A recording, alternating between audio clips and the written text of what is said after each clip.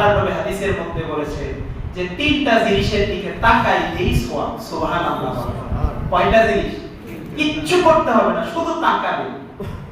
বিশ্বনবী জনাবে মুহাম্মদুর রাসূলুল্লাহ সাল্লাল্লাহু আলাইহি ওয়াসাল্লাম বলেছেন, তিনটা জিনিসের প্রতি যদি তোমরা নেক নজরে তাকাও, তাকানোর সঙ্গে সঙ্গে আল্লাহ আমলনামায় সওয়াব দিয়ে ভরপুর করে দেয়। এক নম্বর হলো কোরআন। আপনি পড়তে পারেন চাই না পারেন, আপনি বুঝেন চাই না বুঝেন, যদি কোরআনের দিকে নেক নিয়তে মুহাব্বতের নজর দিয়ে তাকান, আল্লাহর নবী বলেছেন সঙ্গে সঙ্গে আল্লাহ পাক রব্বুল আলামিন বান্দার আমলনামায় সওয়াব লিখে দেয়। দুই নাম্বার হলো মা আর বাবা।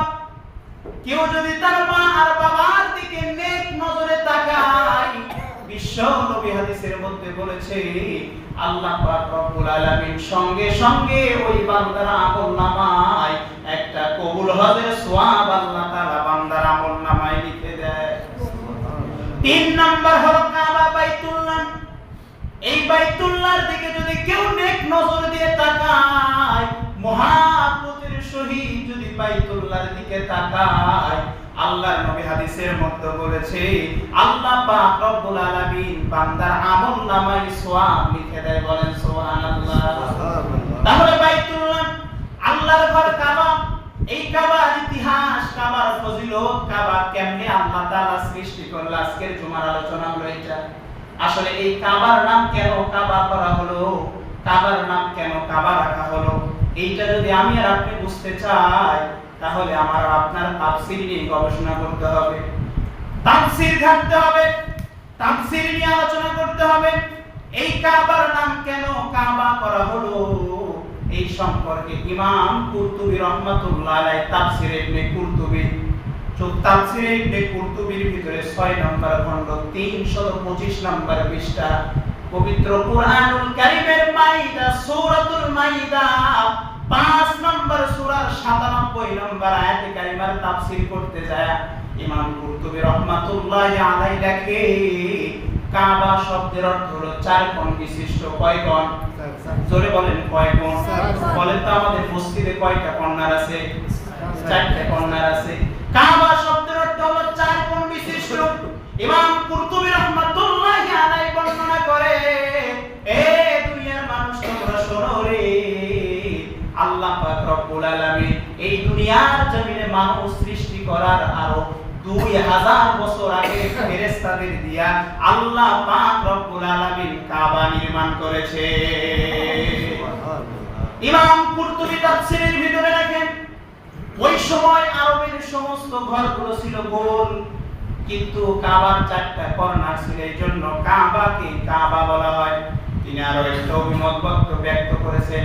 তিনি বলেন, কোন মুফাসসির ইকরামগণ বলেছেন কাবা শব্দের অর্থ হলো উঁচু। আপনি যদি আরবি ডিকশনারি খুলে কাবা শব্দের অর্থটা লিখে সার্চ দেন, আসবে হলো উঁচু, সম্মানিত, পৃথিবীর সবচাইতে উঁচু যে স্থান সেইটার নাম হলো কাবা। বর্তমান যেটা হেরাম শরীফ বাইতুল্লাহ বলে আমরা চিনি, এটাই হলো পৃথিবীর ভিতরে সবচাইতে উঁচু স্থান। সুতরাং সার কথা হলো, চাই চতুর্কোণ হোক না উঁচু হোক, সব দিক থেকে আল্লাহ পাক রব্বুল আলামিন, ইমাম কুরতুবী বলেন কাবা স্থানটাকে পৃথিবীর ভিতরে সবচাইতে সম্মানিত এবং উঁচু স্থান হিসাবে আল্লাহ পাক রব্বুল আলামিন কাবার নাম কাবা নামে নামকরণ করেছে। চিৎকার মেরে বলুন সুবহানাল্লাহ। মুসলমান ভাইরা আমার, কাবার নাম শুধু কাবা তাই নয়, আপনি যদি পবিত্র কুরআনুল কারীমের ভিতরে এই বাইতুল্লাহ কাবা শরীফ সম্পর্কে যদি আপনি রিসার্চ করতে শুরু করেন, 1 নম্বর সূরা আল মাইদাতে আল্লাহ কাবার বিভিন্ন নাম কুরআনুল কারীমের ভিতরে উল্লেখ করেছেন। কাবাকে আল্লাহ তাআলা কাবা বলে সম্বোধন করেছেন। এইটা যদি আপনি খুঁজতে চান, সূরা আল মাইদার 97 নম্বর আয়াতের মধ্যে পেয়ে যাবেন। কাবাকে বাইতুল আতিক বলে আল্লাহ তাআলা সম্বোধন করেছেন। এটা যদি আপনি খুঁজতে চান, সূরাতুল হজ 29 নম্বর আয়াতের ভিতরে পেয়ে যাবেন। কাবাকে বাইতুল হারাম বলে আল্লাহ কুরআনুল কারীমের ভিতরে উল্লেখ করেছেন। এটা যদি আপনি খুঁজতে চান, কুরআনুল কারীমের সূরা সূরাতুল মাইদার 2 নম্বর আয়াত পড়ে দেখেন, সেখানে আল্লাহ তাআলা কাবাকে বাইতুল হারাম বলে উল্লেখ করেছেন। এই রকম ভাবে আল্লাহ সুবহানাহু ওয়া তাআলা কোরআনের বিভিন্ন জায়গায় কাবার বিভিন্ন নাম উল্লেখ করেছেন। কাবাকে বাক্কা বলে উল্লেখ করেছেন সূরাতুল আল ইমরান।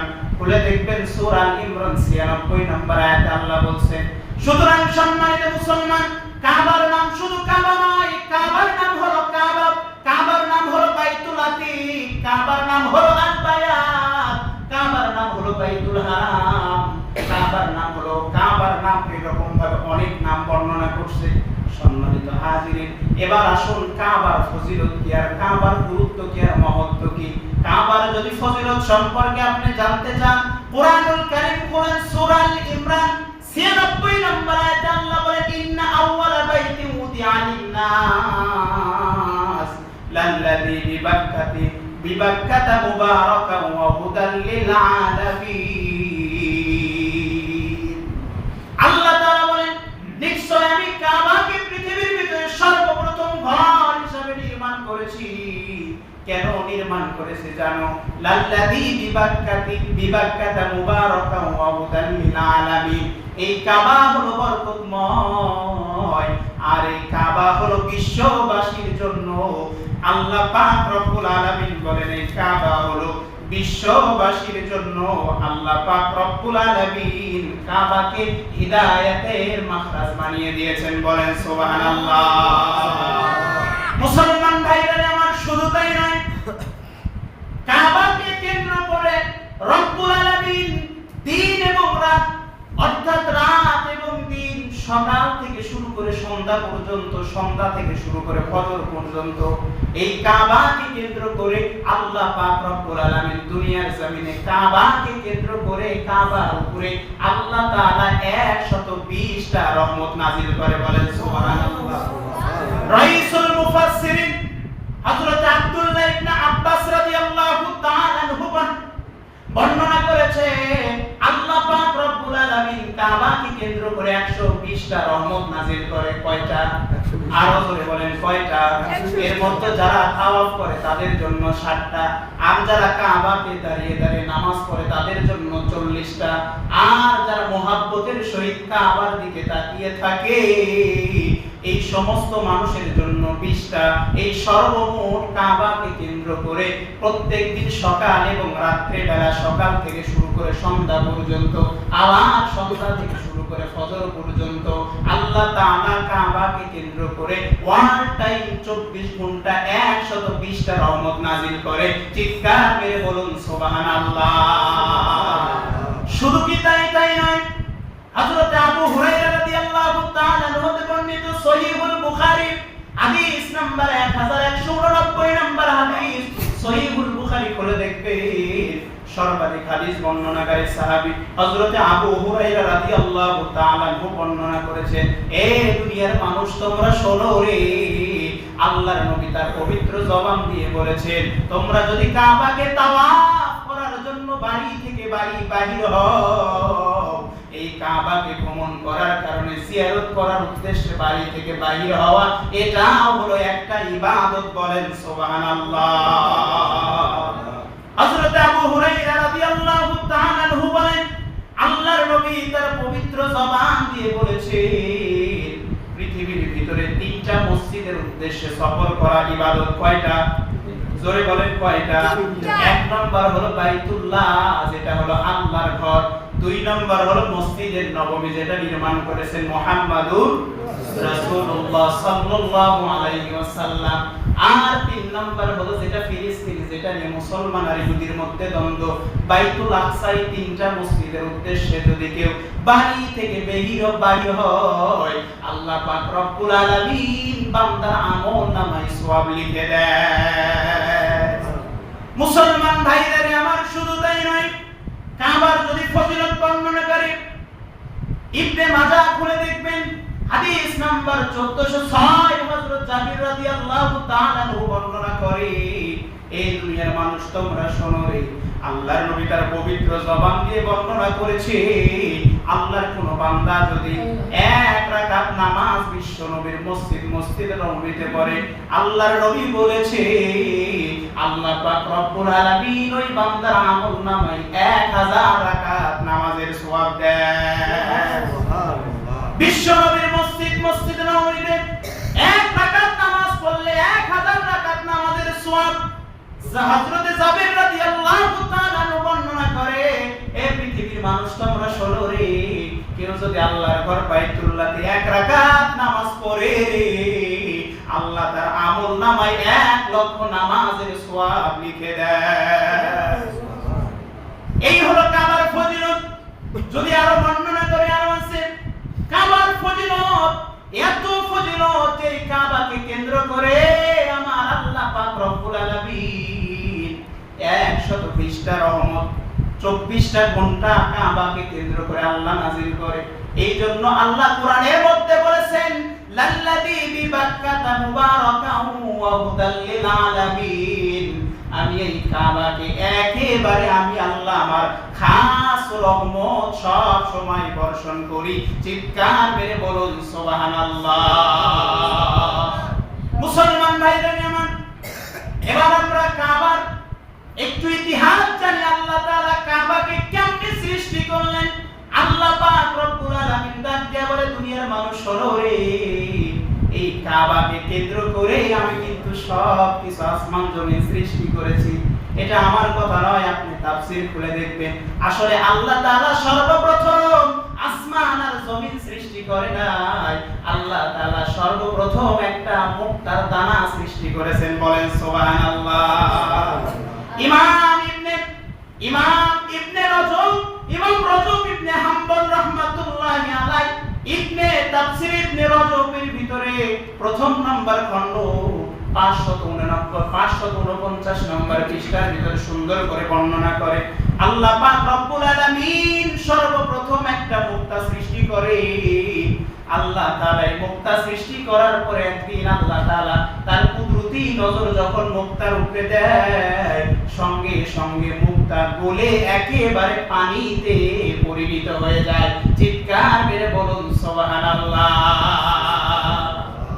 এই যে পানি সৃষ্টি হয়ে গেল, আর রব্বুল আলামিন নির্দিষ্ট একটা স্থানে নজর দেওয়ার কারণে পানির ঢেউ আর তরঙ্গ সৃষ্টি হয়ে গেল। পানির ঢেউ আর তরঙ্গ খেলা করে। আল্লাহ পাক রব্বুল আলামিন এই অবস্থায় 40 বছর পর্যন্ত পানিকে শুধু ঘোরাইলেন। 40 বছর পরে আল্লাহ পাক রব্বুল আলামিন পানির ভিতরে একটা বুদবুদ শব্দ তৈরি করে দিলেন। এই তৈরি হওয়ার কারণে পানির উত্তাল ঢেউ সৃষ্টি হয়ে গেল, যার কারণে পানির ভিতর থেকে ঢেউ হওয়ার কারণে ফেনার সৃষ্টি হয়ে গেল। ওই ফেনাকে আল্লাহ তাআলা গাঢ় করে দিলেন, আস্তে আস্তে মাটি হয়ে গেল। মুসলমান ভাইরা আমার, বর্তমান যেখানে কাবা, এটাই হলো পৃথিবীর ভিতরে সবচাইতে প্রথম দ্বীপ, যার নাম হলো আল্লাহ কোরআনুল কারীমের ভিতরে বাক্যা বলেছেন। চিৎকার মেরে বলুন সুবহানাল্লাহ। এই রকম ভাবে চতুর্দিকে পানির ঢেউ সৃষ্টি হয়, ফেনা হয়, ওইটা আবার গাঢ় হয়, মাটি হয়, আস্তে আস্তে মাটি হয়। মাটি হতে হতে চতুর্দিকে পানি, মাটির একটা দ্বীপ হয়ে গেল, মাটির একটা ভূখণ্ড সৃষ্টি হয়ে গেল। এইবার আল্লাহ সুবহানাহু ওয়া তাআলা ওই পানিকে জলীয় বাষ্প করে দুনিয়া থেকে উড়িয়ে আসমান সৃষ্টি করলে, এরপরে আল্লাহ জমিন সৃষ্টি করলেন। এ বাংলার মুসলমান বলে আল্লাহ আসমান আর জমিন কয় দিনে সৃষ্টি করেছে? জোরে বলেন কয় দিনে? 6 দিনে সৃষ্টি করেছেন। আসমান সৃষ্টি হয়ে গেল, জমিন সৃষ্টি হয়ে গেল। এইবার আল্লাহ পাক রব্বুল আলামিন ফেরেশতাদের ডাক দিয়ে বলে, এ আমার ফেরেশতারা, ইন্নী জাইলুন ফিল আরদি খলিফা। সূরাতুল বাকারা আয়াত নাম্বার 30 খুলে দেখবেন। তাফসীরের ভিতরে আল্লামা ইমাম কুরতুবী রাহমাতুল্লাহি আলাইহি তাফসীরে ইবনে কুরতুবীর দ্বিতীয় নম্বর খণ্ডে, কত নম্বর খণ্ড? দ্বিতীয় নম্বর খণ্ড 120 নম্বর পৃষ্ঠা, সূরা আল বাকারা এই 30 নম্বর আয়াতের তাফসীর লিখতে যা তিনি বলেন, আল্লাহ পাক রব্বুল আলামিন ফেরেশতাদের ডাক দিয়ে বলে, ইন্নী জাইলুন ফিল আরদি খলিফা, এই আমার ফেরেশতারা রে, আমি দুনিয়ার জমিনে একদল প্রতিনিধি প্রেরণ করতে চাই, খলিফা প্রেরণ করতে চাই। ফেরেশতারা ডাকতে বলে, আল্লাহ দুনিয়ার জমিনে আপনি প্রতিনিধি প্রেরণ করে কি করবেন? এর পূর্বে তো আপনি জিন জাতিদের সৃষ্টি করেছিলেন, তারা নিজেদের মধ্যে মারামারি করেছে, দ্বন্দ্ব করেছে, যার কারণে আপনি তাদেরকে ধ্বংস করে দিয়েছেন। আপনার ইবাদত বন্দেগী করার জন্য তো আমরাই যথেষ্ট। আল্লাহ ডাক দিয়ে বলে, আল্লাহ ডাক দিয়ে বলে, নিশ্চয় আমি যা জানি তোমরা তা জানো না। এবার আল্লাহ পাক রব্বুল আলামিন বলেন, এই আমার ফেরেশতারা তোমরা শোনো, আমি আল্লাহ তাআলা দুনিয়াতে এমন একদল খলিফা প্রতিনিধি প্রেরণ করব, যারা দুনিয়াতে গিয়ে হাজার অপরাধ করার পরেও আমি আল্লাহ আমার কাছে যখন ক্ষমা চাইবে, আমি আল্লাহ বান্দার জীবনের সমস্ত পাপগুলো মুহূর্তের মধ্যে ক্ষমা করে দিব। আল্লাহ যখন বললেন ইন্নী জাইলুন ফিল আরদি খলিফা, ফেরেশতারা যখন দ্বিমত পোষণ করলেন, ফেরেশতাদের কথা শুনে আল্লাহ বড় রাগান্বিত হয়ে গেল, ফেরেশতাদের উপরে বড় চটে গেল, রাগান্বিত হয়ে গেল। এবার ফেরেশতারা ভয় পেয়ে গেলেন, কি করবেন বুঝতেছে না। হঠাৎ করে ফেরেশতারা একবার চিন্তা করলো কিভাবে আল্লাহর রাগটা ভাঙানো যায়। এইবার ফেরেশতার দলেরা কি করলো, আল্লাহ পাক রব্বুল আলামিনের আরশের চতুর্দিকে 7টা চক্কর দিল। কয়টা চক্কর? জোরে বলেন, কয়টা চক্কর? ইমাম কুরতুবী রাহমাতুল্লাহি আলাইহি বর্ণনা করে, ফেরেশতারা আল্লাহর আরশের চতুর্পাশে যখন 7টা চক্কর দিল, ফেরেশতাদের এই চক্কর দেখে আল্লাহ এত খুশি হয়ে গেল, আল্লাহ পাক রব্বুল আলামিন ফেরেশতাদের উপরে বড় খুশি হয়ে যায়। চিৎকার করে বলুন সুবহানাল্লাহ। এবার আল্লাহ ডাকতে বলেন, ও আমার ফেরেশতারা, তোমরা যে কাজ করলা আমি তোমাদের প্রতি বড় খুশি। এইবার তোমরা কি করো? দুনিয়াতে যাও। দুনিয়াতে যাওয়ার পরে আমার একটা ঘর তৈরি করো। কি তৈরি করো? কার ঘর? আরো জোরে বলেন না, কার ঘর?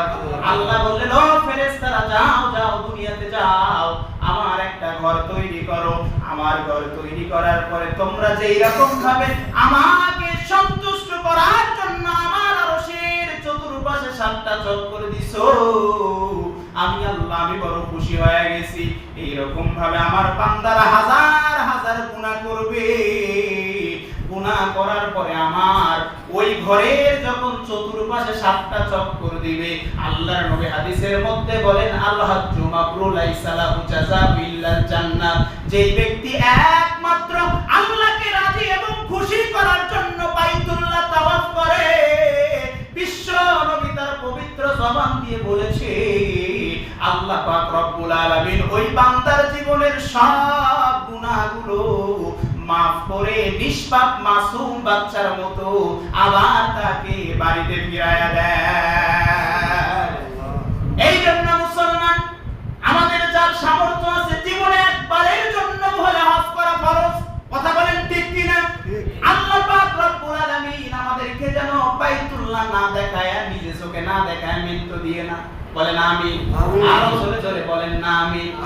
বাইতুল্লাহতে কত মজা, যখন আপনি বাইতুল্লাহর আঙ্গিনায় দাঁড়িয়ে আল্লাহর কাছে দাঁড়িয়ে যাবেন, আপনি যখন সালাত আদায় করবেন, আপনার গ্রামের মসজিদের নামাজ আর বাইতুল্লাহর নামাজ কিন্তু আকাশ আর জমিনের মধ্যে পার্থক্য। কথা বলেন ঠিক কিনা? আপনি এখন আল্লাহর নবীর শানে দরুদ পড়েন, কিন্তু আপনার অন্তরে মায়া আসে না, মহব্বত আসে না, সেই রকম অনুভূতি হয় না।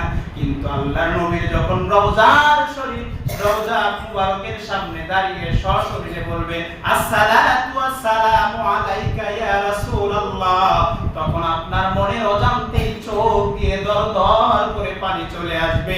কথা বলেন ঠিক কিনা? এই রকম ভাবে কাবা তৈরি হলো। তাহলে মুসলমান মানুষ সৃষ্টির কয় হাজার বছর আগে কাবা তৈরি হয়েছে? 2000 বছর আগে কাবা তৈরি হয়ে গেল। এরপরে হযরত আদম আলাইহিস সালাতু ওয়াস সালাম দুনিয়ার জমিনে আসলেন। আদম আলাইহিস সালাতু ওয়াস সালাম আবার কাবার পুনরায় সংস্কার করলেন। এরপরে হযরত শীশ আলাইহিস সালাতু ওয়াস সালাম তিনিও কাবার কাজ করলেন। এরপরে হযরত নূহ আলাইহিস সালাতু ওয়াস সালামের সময় মহাপ্লাবন হয়ে গেল, পৃথিবীর সব জায়গায় পানিতে চলে গেল, শুধু 40 জোড়া মানুষ পানির উপরে নৌকার উপরে ভাসতে থাকে। আল্লামা ইমাম কুরতুবী রাহমাতুল্লাহ আলাইহি তাফসীরের ভিতরে লেখে ওই নূহ আলাইহিস সালাতু ওয়াস সালামের সময় আল্লাহ পাক রব্বুল আলামিন ওই কাবাটাকে তার চতুর্থ আসমানে নিয়ে যায়। চিৎকার মেরে বলুন সুবহানাল্লাহ। এরপরে মাঝখানে অনেক দিন চলে গেল। হযরত সালেহ আলাইহিস সালাতু ওয়াস সালাম, হযরত ইব্রাহিম আলাইহিস সালাতু ওয়াস সালাম তারা আনুমানিক কাবার স্থানকে তারা আনুমানিকভাবে ধারণা করে তাওয়াফ করলেন। এরপরে আল্লাহ তাআলা এমন একজন মহামানবকে দুনিয়াতে প্রেরণ করলেন যার নাম হলো মিল্লাত আবিকুম ইব্রাহিম ওয়া সাম্মাকুমুল মুসলিমুন। আল্লাহু আকবার। বলেন তো আমার আপনার জাতির পিতার নাম কি? বলতে কি ভয় পাচ্ছেন? আমার আপনার জাতির পিতার নাম হলো ইব্রাহিম। কথা বলেন ঠিক কি না? ইব্রাহিম এবং ইসমাঈলকে আল্লাহ তাআলা পুনরায় দায়িত্ব দিলেন, ইব্রাহিম ও আমার বন্ধু, তোমার সন্তান ইসমাঈলকে নিয়ে আবার কাবা নির্মাণ করো। ইব্রাহিম আর ইসমাঈল নূহ আলাইহিস সালাতু ওয়াস সালামের সময় প্লাবনে কাবার প্রায় কোনো চিহ্নই নাই, এই রকম অবস্থা হয়ে গেছে। ইব্রাহিম এবং ইসমাঈল আলাইহিস সালাতু ওয়াস সালাম কাবা নির্মাণ করলে আল্লাহ পাক রব্বুল আলামিন ইব্রাহিমকে ওহীর মাধ্যমে জানিয়ে দিলেন, ও আমার বন্ধু ইব্রাহিম, এই নকশাতে আবার কাবা নির্ণয় করো, আবার কাবা নির্মাণ করো। এবার হযরত ইব্রাহিম কাবা নির্মাণ করার পরে আল্লাহ ডাক দিয়ে বলে, ইব্রাহিম এইবার তোমার কাজ হলো তুমি মানুষকে কাবার দিকে আহ্বান করো। চিৎকার মেরে বলুন সুবহানাল্লাহ। মুসলমান ভাইরা আমার, এইবার হযরত ইব্রাহিম আলাইহিস সালাতু ওয়াস সালাম কাবা নির্মাণ করার পরে কাবা নির্মাণের সময় একটা পাথর যেটার নাম হলো মাকামে ইব্রাহিম, আপনারা নাম শুনেছেন। এই মাকামে ইব্রাহিমের উপরে এখনো ইব্রাহিম নবীর পায়ের দাগ বিদ্যমান আছে। চিৎকার মেরে বলুন সুবহানাল্লাহ। এই পাথরের লিফট জান্নাত থেকে আল্লাহ দিয়েছে। নির্মাণ কাজ যখন হচ্ছে উঁচু হয়ে গেল, আর তা পায় না, কি করবে? আল্লাহ বলে, ইব্রাহিম টেনশন করো না। মাকামে ইব্রাহিম একটা পাথর দিলেন, ওই পাথরের উপরে ইব্রাহিম নবী দাঁড়াইলেন। চিন্তা করে দেখে একটা পাথরের উপরে ইব্রাহিম নবীর পায়ের দাগ আল্লাহ এখনো পর্যন্ত বিদ্যমান রেখেছে। যারা হজ করেছে তারা দেখে মাকামে ইব্রাহিম, ইব্রাহিম নবীর পায়ের দাগ। ইব্রাহিম হচ্ছে মিস্ত্রি আর হযরত ইসমাঈল হলেন জুগালিয়া। কথা বলেন ঠিক কিনা? বাবার ছেলে মিলে কাবা নির্মাণ করলেন। নির্মাণ করার পরে হযরত ইব্রাহিমকে আল্লাহ তাআলা নির্দেশ দিলেন, ও ইব্রাহিম, ও আমার বন্ধু, আর দেরি নয়, এবার তুমি কি করো? পৃথিবীর মানুষকে কাবার দিকে আহ্বান করো। হযরত ইব্রাহিম আলাইহিস সালাতু ওয়াস সালাম, আজ ইব্রাহিম আলাইহিস সালাতু ওয়াস সালাম কুবাইস নামের একটা পাহাড় ছিল, পৃথিবীর সর্বপ্রথম পাহাড়। এই কুবাইস নামের পাহাড়ের উপরে উঠে যেখানে বিশ্ব নবী একটা মাদ্রাসা করেছিলেন, যেই মাদ্রাসার নাম হলো দারুল আরকাম, বর্তমান যেখানে সৌদির বাদশার রাজার বাড়ি অবস্থিত। এই জাবালে কুবাইসের উপরে উঠে ইব্রাহিম নবী যখন ডান দিকে, বাম দিকে, সামনের দিকে, পিছন দিকে তাকিয়ে দুই কানের ভিতরে দুইটা আঙ্গুল দিয়া মানুষদেরকে যখন কাবার দিকে দাওয়াত দিলেন, এবার কাবার দিকে দাওয়াত দেওয়ার সময় তিনি আল্লাহকে ডাকতে বলেন, আল্লাহ, কাবার দিকে মানুষকে আহ্বান করব, দাওয়াত দিব, ভালো কথা, কিন্তু এখানে তো একজন মানুষও নাই, কে আমার কথা শুনবে? কে বা কাবা তাওয়াফ করতে আসবে? আল্লাহ ডাকতে বলে, ইব্রাহিম, সেই টেনশন তোমার না, তোমার কাজ হলো দাওয়াত দেওয়া। তুমি মানুষদেরকে কাবার দিকে আহ্বান করো, তোমার এই আহ্বান আমি মানুষের কানে কানে পৌঁছায়া দিব।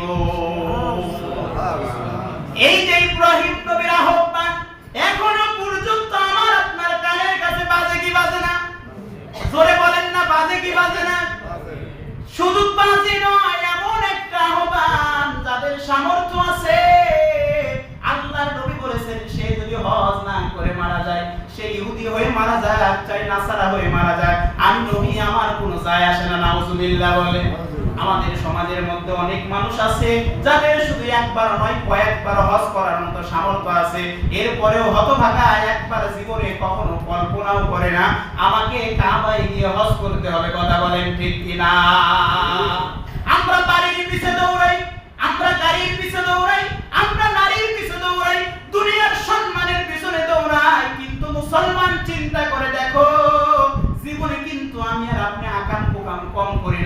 বলেন ঠিক কিনা? জীবনে কিন্তু আকাম কুকাম কম করি নাই, এখনো সময় আছে। খাঁটি দিলে তাওবা করে, খাঁটি দিলে তাওবা করে, সামর্থ্য থাকলে নিয়ত করেন। এইবার তো হজে যাওয়া সম্ভব নয়, নিয়ত করেন আগামী বছর যদি আল্লাহ হায়াত দেয় তাহলে হজ করতে যাব। যদি আপনার এই নিয়ত ভালো হয় আর এই আগামী বছর পর্যন্ত যদি আপনার হায়াতের মতো জিন্দেগি দুনিয়াতে না থাকে, কিন্তু নিয়ত করার কারণে এই অবস্থায় মারা গেলে হতে পারে এটা আমার আপনার জন্য নাজাতের উসিলা। কথা বলেন ঠিক কিনা?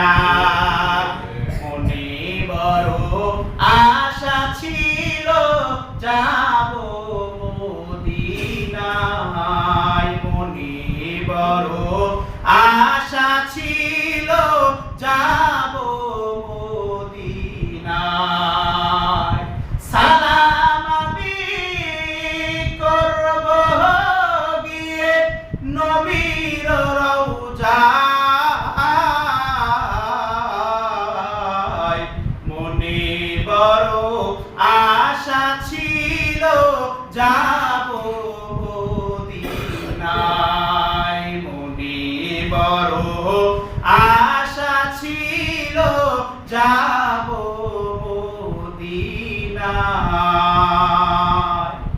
আরব সাগর পাড়ি দেব, নাই যে আমার তরি, পাখি নাই তো উড়ে যাব ডানাতে ভর করি। আশায় আছে সম্বল নাই, আশায় আছে সম্বল নাই, করি কি উপায়। মনে বড় আশা ছিল যাব মদিনায়, মনে বড় আশা ছিল যাব মদিনায়। কাফেলাতে কে যাও তুমি, কে যাও বয়ে তোরি আমায়, যাও না ও ভাই সঙ্গে লইয়া, খালি কৃপা করি। আমায় যদি সঙ্গে না নাও, আমায় যদি সঙ্গে না নাও, নবীর আমায় যদি সঙ্গে না নাও, নবীর রওজায় আমার সালাম পৌঁছে দিও মদিনার বাদশাহ। মনে বড় আশা ছিল যাব মদিনায়, মনে বড় আশা ছিল যাব মদিনায়। সবাই বলেন আমিন। আরো জোরে